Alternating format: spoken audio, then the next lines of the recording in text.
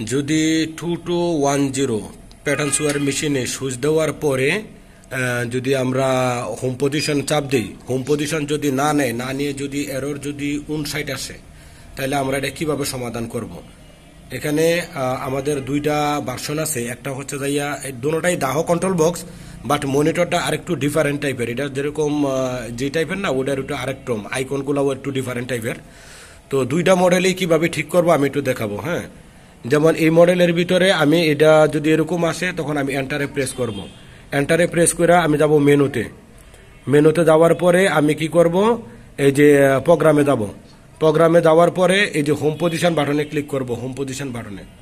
তো home position বাটনে click করার পরে এই যে এখানে একটা দেখা আছে যে PRF, এই বাটনে ক্লিক করব। করার পর এখানে যেটা অন আছে, এই অনটাকে আমি অফ করে দেব।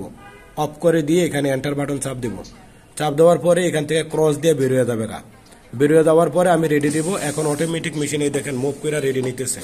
ওকে, এখন যদি আমি চালাই মেশিন চলবে, সমস্যা নেই। এই যে বসাচ্ছি, এই বসাচ্ছি, এখন চালাবো, মেশিন চলবে, কোনো সমস্যা নেই। আর যদি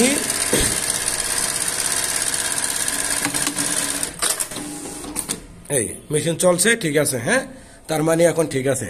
যদি এটা এই প্রোগ্রামের ভিতরে যাওয়ার পরে যদি হোম পজিশনের ভিতরে যদি PRF এর ভিতরে যদি অন করা থাকে, তাহলে আপনার এরর 59 আসবে, 59। তাহলে আমরা অফ করে দিলে এই 59টা থাকবে না, এটা যেন মনে থাকে। যদি এই মনিটরটা ছাড়া যদি অন্য মনিটর হয়, লাইক নতুন আপডেট যে মনিটরটা, ওটা হলে এই জায়গাটার ভিতরে আপনার ফাংশনের ভিতরে যখন যাবেন, তখন দেখবেন পি এর পরে কিউ আসবে। হ্যাঁ, প্যারামিটারের Q2 তে যাইয়া করবেন। Q2 তে যাওয়ার পরে এটা যেরকম অন ছিল অফ করে দিছি, ওই Q2 এর ভিতরেও এটা অন থাকবো, অফ করে দিলে হবে। Same position. হ্যাঁ, ওকে, থ্যাংক ইউ।